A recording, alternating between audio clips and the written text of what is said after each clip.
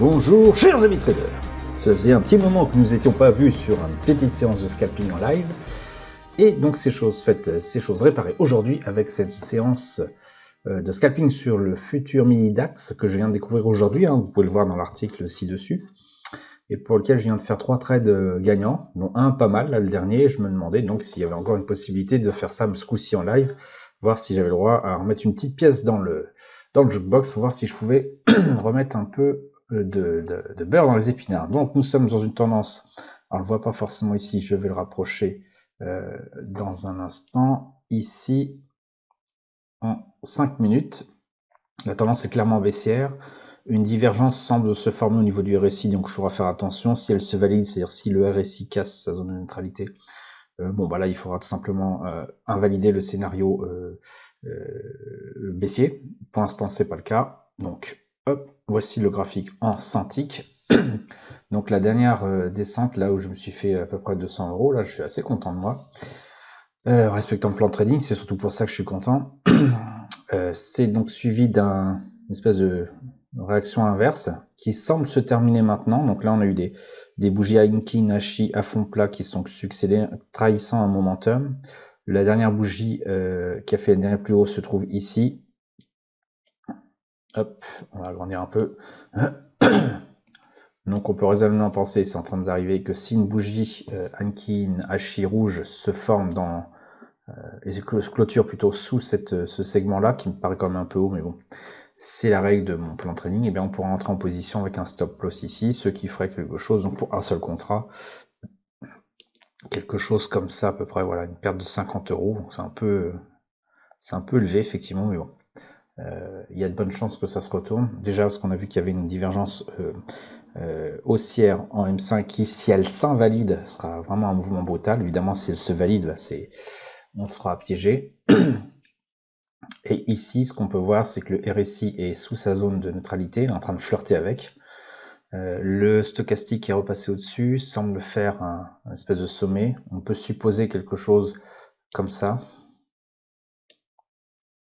Je peux pas tracer avec cette version de ProElTime dans le futur. En gros, une flèche qui va dans ce sens-là. Et pareil ici, le RSI donc, qui retourne dans ce sens-là. Donc pour que mon signal d'entrée se valide, il faut qu'une bougie Ankei Nashi clôture sous ce segment-là. Alors je vais le tracer un peu plus proprement. Hop. Qui correspond en fait au dernier plus bas à fond plat. Voilà. La dernière bougie à fond plat, Ankei Nashi à fond plat qui a fait un plus haut. Donc c'est le cas ici. Ici on a la même chose, donc centik mais avec des graphiques, des chandeliers plus classiques. Moins facile à lire, parce qu'ici là on voit qu'il y a une incertitude, ici c'est beaucoup plus clair, le momentum est toujours là. Et donc on patiente, le doigt sur la gâchette. Donc je fais à peu près là, et je valide l'ordre ou pas, en fonction de ce qui va se passer. Parce que j'ai pas réussi à enlever l'option de confirmation d'ordre manuel, il faudrait que je creuse un peu ça, je pense avec le courtier. Bon, pour l'instant, je fais avec, en l'occurrence je fais sans. Un truc intéressant aussi que j'ai vu, je sais pas trop comment on fait, ici il y a le nombre de ticks restants avant la prochaine bougie. 70 ici, en baisse, donc ça permet aussi de se préparer à la formation de la prochaine bougie, c'est assez intéressant. Et je rappelle que pour qu'un signal d'entrée soit valide, il faut que la bougie soit complètement terminée. Là on pourrait se dire ça y est, on peut entrer en position, et non, la bougie n'est pas finie, le prix peut très bien repartir vers le haut, d'autant qu'ici on a une petite zone. Alors on ne le voit pas ici, hop, parce que je ne l'ai pas mis sur le graphique, mais en fait ici on a une petite zone de support qui doit être percée, en train d'être percée d'ailleurs. Encore une cinquantaine de ticks, je pense que tout le monde est en train de voir ce qui se passe, et c'est pour ça que le nombre de ticks diminue assez vite. On voit le RSI refaire un mouvement vers le bas, le stochastique potentiellement croiser son signal vers le bas aussi, c'est bon signe, 33 ticks avant d'entrer en position, ou pas. On peut avoir une réaction brutale.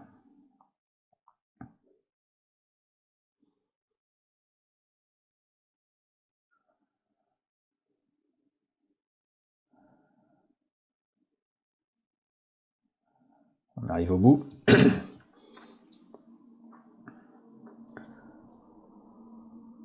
« 25 ticks.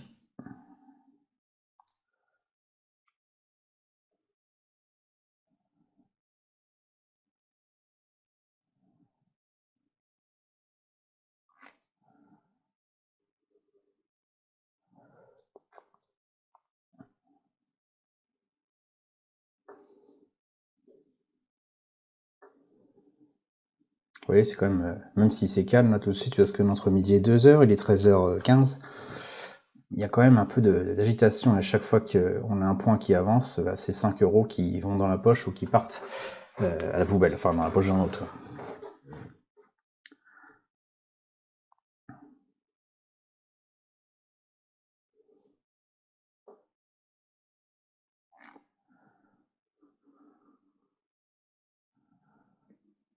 Le graphique est intéressant aussi en chandelier, ça permet de voir, parce que là le prix est ici, ça permet de voir justement, alors qu'on ne verrait pas forcément en Akinashi, si le prix n'a tout simplement pas refait une bonne partie du retracement, quel cas c'est pas intéressant d'entrer en position. Là c'est pas le cas, on a potentiellement un retour assez profitable. On va voir ça en live, sans tricher.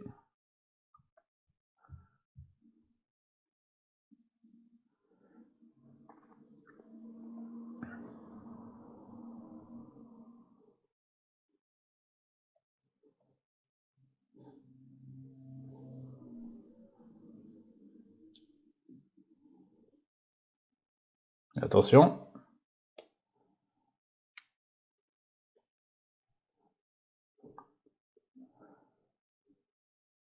Hop, j'entre en position.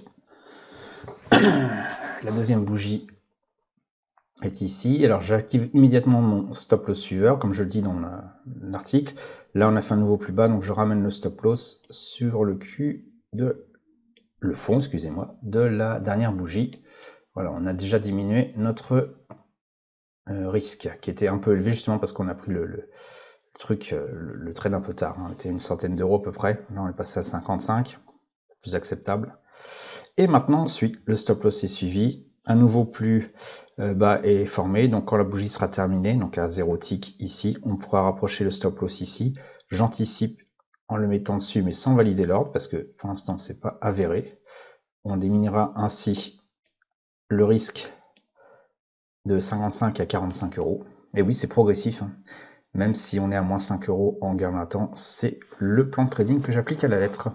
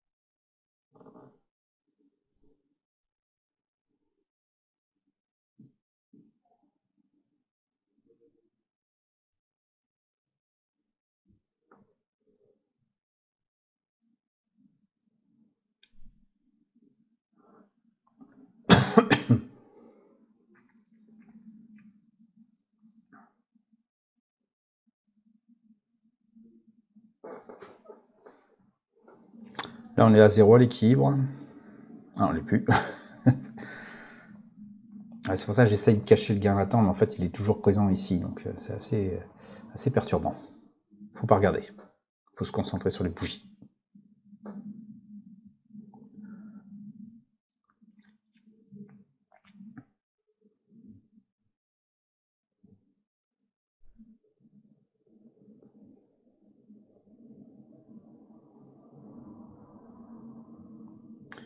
Allez, encore une trentaine de ticks. Pas très vif, là, le marché.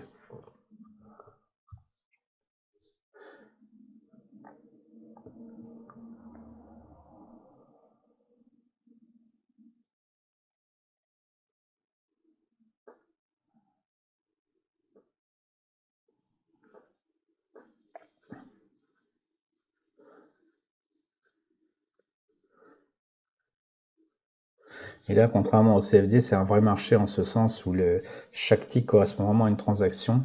Et toutes les transactions ont lieu sur ce marché, sur le DAX, le mini DAX. Donc il n'y a pas de truc caché, hein. On voit vraiment les échanges, la volatilité réelle, les volumes sont réels. C'est vraiment plus confortable que les CFD.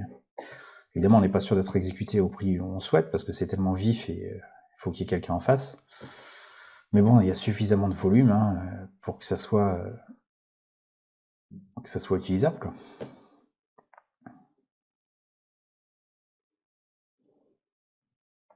Vous voyez, avec un graphique en bougie classique, alors hop, je vais faire voir après. C'est caché. On attend que les ticks avancent là. Ah, j'ai peut-être le temps. Non, j'attends. Bon, si j'ai le temps. Ici, sur un graphique classique, c'est beaucoup moins facile à lire que sur un Heikin Ashi. C'est vraiment ce que j'apprécie dans ces bougies-là, c'est la facilité de lecture. Donc, je reprends mon stop loss prêt à dégainer. On est encore à 24 ticks avant la fin.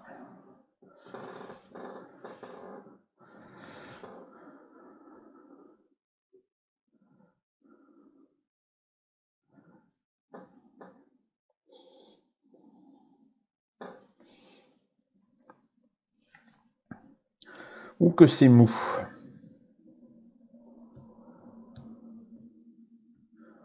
On sent ici une espèce de support là, ou de résistance, enfin quelque chose qui bloque potentiellement.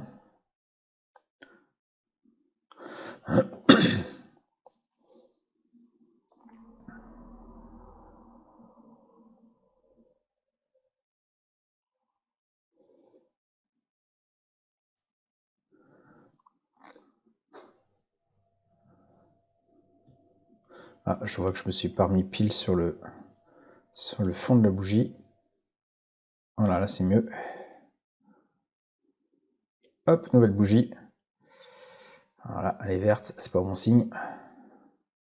Hop, et voilà, je suis sorti. Donc en légère perte de... Hop.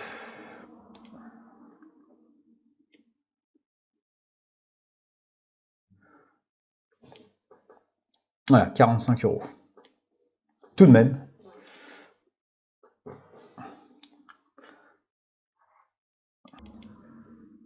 Hop, donc j'ai laissé passer quelques bougies, le temps de prendre les notes pour mon journal de trading. Ce qui apparaît maintenant, c'est qu'on est en train de former une espèce de belle congestion, une forme de range. En M5, on est toujours baissier. Ici, clairement, on est en train de frôler la zone de neutralité pour le RSI, donc c'est pas très clair. Il faut patienter encore. Quand c'est comme ça, la seule chose à faire, c'est d'attendre tout simplement que le prix forme une figure de congestion et qu'on sache si on casse par le haut ou par le bas. Donc pour l'instant, je propose de patienter. Bon, là on voit clairement que le prix a tendance à résister autant à la hausse qu'à la baisse, donc un orange avec une indécision qui se profile. C'est pas forcément bon signe pour le choix d'une direction, d'autant qu'il n'y a pas beaucoup d'activité. Personnellement, en l'état des choses, je serais d'avis d'arrêter de trader pour l'instant tant qu'on n'a pas un mouvement clair. Regardez, ça c'est un mouvement clair. Ça c'est un mouvement clair. Si on monte dans le temps, là on a des mouvements clairs ici. Chaque fois qu'il y a un fond plat de bougie, c'est ce qui caractérise un momentum. Et un nouveau plus bas, c'est un momentum. Ici, zone d'indécision, effectivement on peut se faire sortir. Et par contre, rentrer en position n'est pas forcément évident. Là, c'est un petit peu ce qu'on a. On a un momentum, une indécision. Une indécision qui aurait même pu trahir une espèce de retour vers le bas, mais c'est pas le cas. Donc, soit attendre effectivement que la chose se tasse, mais bon, quand on regarde le graphique 5 minutes, la divergence ici sur le point de se valider, surtout que le stochastique n'indique pas qu'on reparte vers le bas. Donc, je serais tenté de dire que ça va être la fin de la journée. Intéressante en tout cas pour le trading. On peut évidemment avoir un fort mouvement dans l'autre sens, mais pour l'instant, on n'est pas en situation d'avoir de confirmation. Donc moi, je préfère pas rentrer dans ces conditions-là. Donc si c'est à nouveau intéressant, bien, je continuerai les vidéos. Sinon, on va considérer qu'en l'état, donc c'est fait. Donc là, évidemment, j'ai perdu. Ici, le trade d'avant que j'ai indiqué dans mon article, hein, je remets le lien en dessous si vous arrivez depuis YouTube. Donc l'entrée en position s'est faite exactement sur le même principe. Le trait bleu était ici. On va pouvoir le copier. Mon trait bleu qui indiquait en fait une zone de range qui a été cassée ici. Donc j'ai pris position juste après, donc ce qui s'est passé à peu près là. Et puis après j'ai suivi le prix, rapprochant mon stop loss à chaque fois qu'il y avait un nouveau plus bas qui était fait et un fond plat. Pof, pof, pof, pof, pof, pof. Je suis resté là et je suis retrouvé sorti lors du retournement. Donc le principe est assez efficace. Alors, évidemment que ça ne marche pas à chaque fois. On peut filtrer les conditions d'entrée. Ici par exemple, on avait donc un mouvement RSI baissier qui est intéressant avec le stochastique en dessous de son signal. Donc là c'était clairement une indication que le mouvement pouvait vraiment continuer à baisser. C'était pas obligatoire, mais c'était une bonne indication. Ici c'est pas très clair, là, mon entrée en position, parce que le stochastique effectivement est au-dessus de... On ne sait pas trop, hein. Il faudra zoomer comme c'est pas possible, donc c'est pas clair. Mais il aurait très bien pu faire quelque chose comme ça, donc c'était intéressant. Et le RSI fait la même chose. Ici, le RSI a vraiment déposé sa zone de neutralité, ce qui prouve vraiment l'indécision du marché. Donc voilà, pour l'instant, on va en rester là. Je ne vais rien faire de plus. Si jamais il y a quelque chose d'autre qui se produit, je vous le dirai. Voilà, merci chers amis traders. Et donc à la prochaine pour une vidéo qui j'espère ce coup-ci sera gagnante, parce que c'est quand même sympa quand on arrive à faire une vidéo gagnante en live. On ne peut jamais le savoir à l'avance, et là, dommage, elle est perdante. Merci à vous, et à bientôt sur le blog.